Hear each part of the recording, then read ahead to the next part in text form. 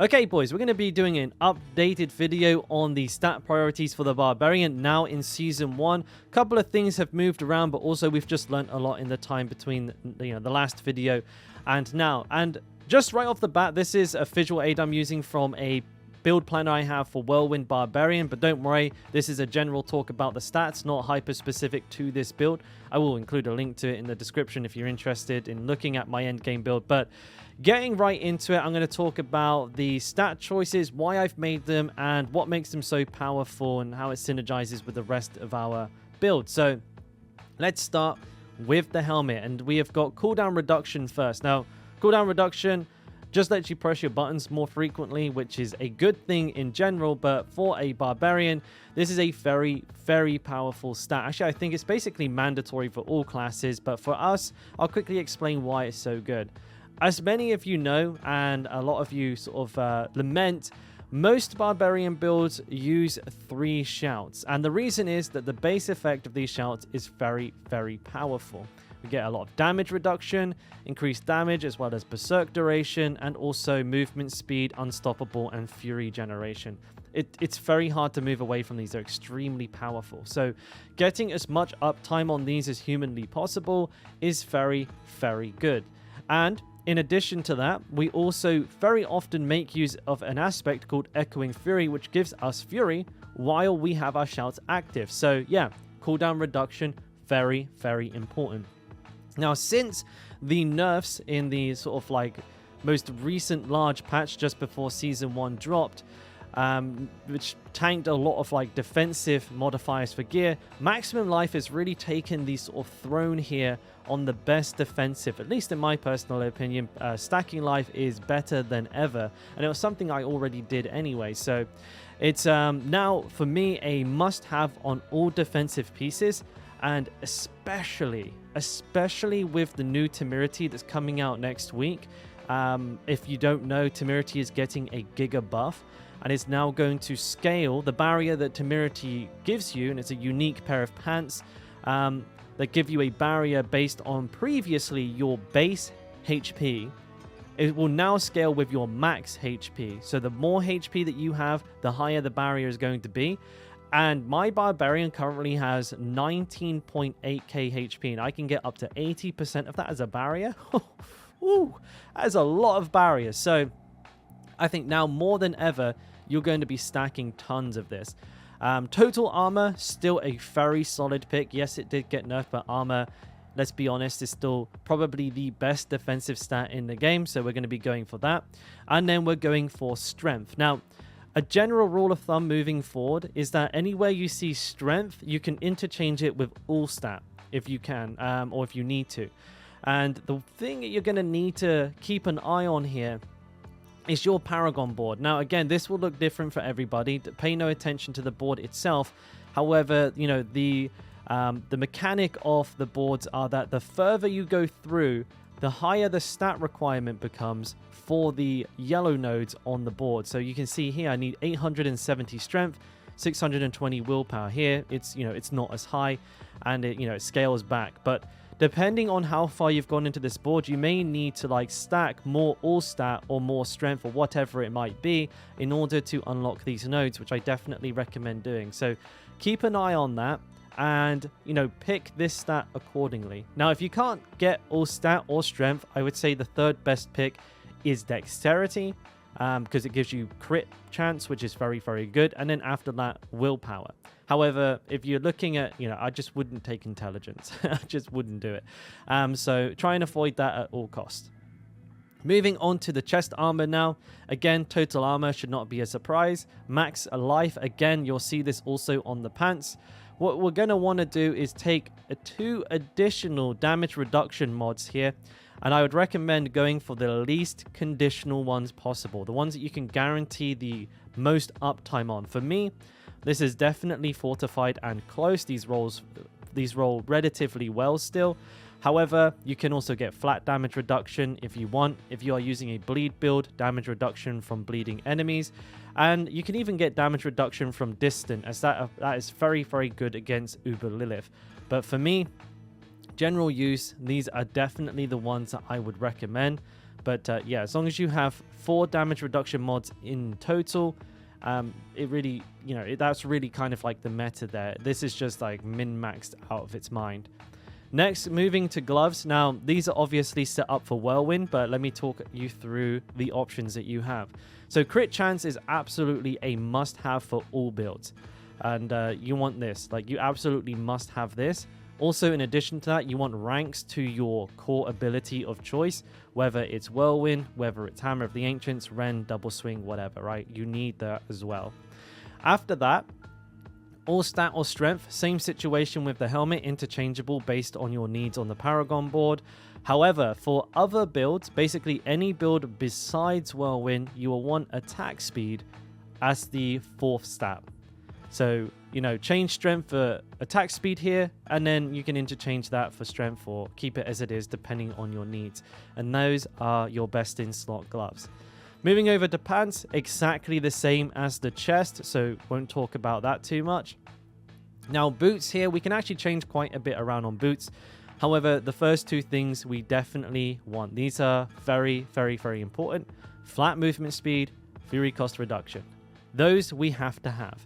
Again, an interchangeable main stat based on our requirements, but this one here, movement speed on elite kill, this is fantastic for speed farming. So if you're looking at a leveling spec, or if you're looking at something for like farming gold or gear, this is probably the go-to because it'll help you hit movement cap and you can just absolutely fly through dungeons like a lunatic.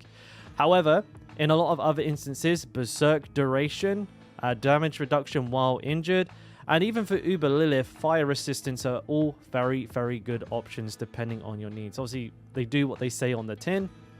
So really, you need to kind of decide, do I have a lot of Berserk in my build? Okay, cool, I go for that. Or am I pushing very high tier content? Okay, damage reduction versus when I'm injured is also very, very good. Moving on to the amulet then. Cooldown reduction and fury cost reduction, again, huge must-haves. You absolutely need these on here. These should take priority over everything else.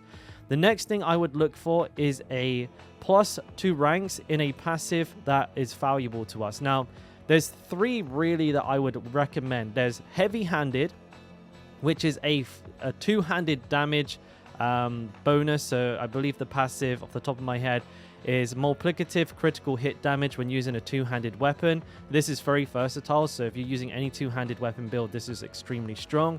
If you're using a mace version of any build like Hammer of the Ancients or Whirlwind, then you can use Wallop, which is probably a little bit stronger, but obviously a bit more specific to that particular weapon type. And then counter offensive, which is increased damage while fortified. That is great for everything in a general sense, but basically, this is very build dependent. There's about, I would say, a total of like 5 or 6 very, very useful passives that this could possibly be. You would have to refer to your build guide to see which is best for you. But you want a damage increasing passive here. And then finally, any damage reduction mod. Not specifically flat damage reduction, though this would be very good. It could be armor. It could even be % strength, because that that gives you armor as well. I forgot to mention, but strength gives you a flat multiplicative damage increase as well as armor. It's a massive stat for barbarians. But you could go for damage reduction against close, distance, while fortified, while injured. Just something to help boost your tankiness is a great addition to the amulet there. And I mean, if you're feeling saucy, you can just put more damage on there. Just go for flat damage, or again, increase strength or damage with bludgeoning weapons if you're really feeling a little saucy. It's not a huge damage boost, but every little helps, right? But I recommend damage reduction. Moving on to rings then. Rings are actually kind of flexible. There's quite a few things that you can do here. So first of all, crit chance, I believe, is still a must. Again, crit. If you're wondering why I go so much crit chance, let's just quickly go over this because I think it's important to understand why crit is so important for the Barbarian. And let's start with, first of all, the hearts, the Season 1 mechanic, because this is a big part of it right now. This heart right here, Tempting Fate, gives us up to 85% critical hit damage, but our non-critical damage is reduced by up to 45%. So obviously you never want to not crit, which is actually damn near like possible. Like you can get basically 90 to like 95 crit with the Barbarian, and that is insane. So it allows us to leverage this heart almost 100% positive only, which is very, very, very strong. Also with the Barber, this actually procs on crit strike as well. So again, having very, very high crit means that you're basically proccing this 100% of the time as well. Very, very powerful combination, these two, and crit synergizes with them extremely well. In general as well, we also have a lot of crit damage mods on our Paragon tree, so we have a lot of crit damage over here. But we also have Wrath. This is one of our better glyphs. That's what they're called. Glyphs is one of our better glyphs. Now, I do acknowledge that currently the additional bonus, the crit damage generates 3 Fury, does not work properly with the Barber. I'm hoping that gets fixed soon, but just be aware that there is a bit of like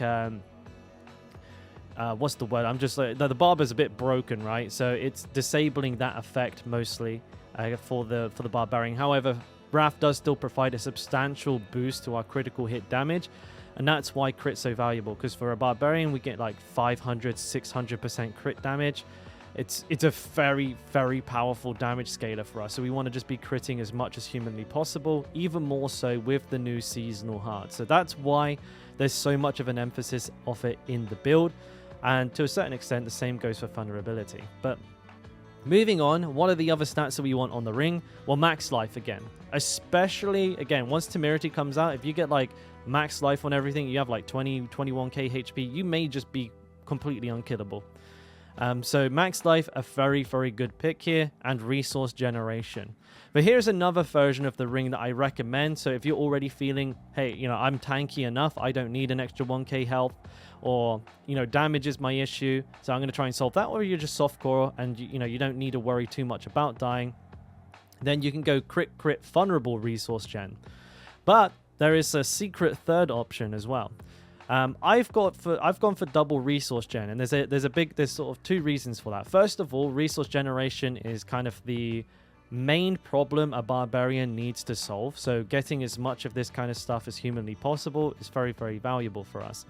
However, if you're not running Warbinger, which is a legendary node here that gives you Fortify based on how much Fury you spend, and you're using Numbing Wrath instead, it serves as a Fortify generation boost as well, because the way Numbing Wrath works is that as your Fury is capped and you start generating like overcap, that is then transferred into Fortify, which makes this basically Fortify generation as well as resource generation. So it's serving 2 very powerful purposes right now.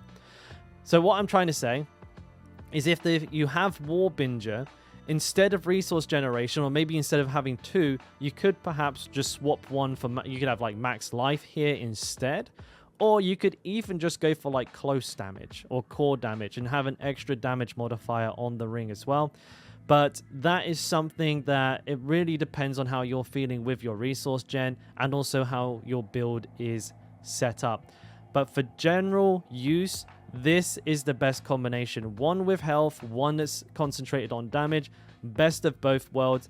Very, very potent combination. And this is what I use in hardcore myself. So I highly recommend just going with this recommendation. But again, you can actually drop resource gen and even both lives if you don't want them.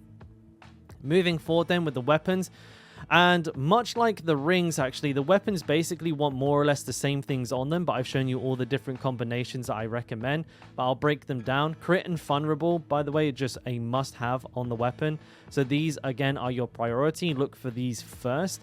And then moving on from that, you'll want an all-stat or a strength roll on your weapons, depending on your requirements. And, you know, again, comes down to the Paragon board. Doesn't really matter which one's where, as long as you have enough to hit the nodes requirements in the Paragon board, you're Gucci. No need to worry. After that, you're going to want to roll close enemy damage or core enemy damage. And if you're wondering what the difference is, close can roll higher. So it's a priority stat over core, because you can roll like up to 10% higher damage increase on close than you can on core. But if you get core, don't worry about it. It's still very, very, very good. There are some other alternatives depending on your build. So if you are playing like a bleed variant of Whirlwind or Rend or anything that has like, you know, a bleed in it, Damage to bleeding enemies and damage over time is also something that you can consider. If you're playing a hard CC build, then crowd-controlled enemies is absolutely fine, or slowed perhaps if you're applying a slow. But do bear in mind that hamstring got nerfed, so it's very hard for barbarians to passively make use of this. Your build has to be very specifically built towards this. Like maybe you're using something like the Butcher's Cleaver, which slows enemies. But that is build dependent, and the rest of them, honestly, like damage to injured enemies, stunned, and also things like berserking and ultimate damage, those are just far too hard to keep uptime up on, so I don't recommend them. If you can, try and get close and core. If you're really forced to pick something bad, just pick the thing that you think you can keep the most uptime on, honestly. And that is the stat priorities. Hopefully this is useful for some people.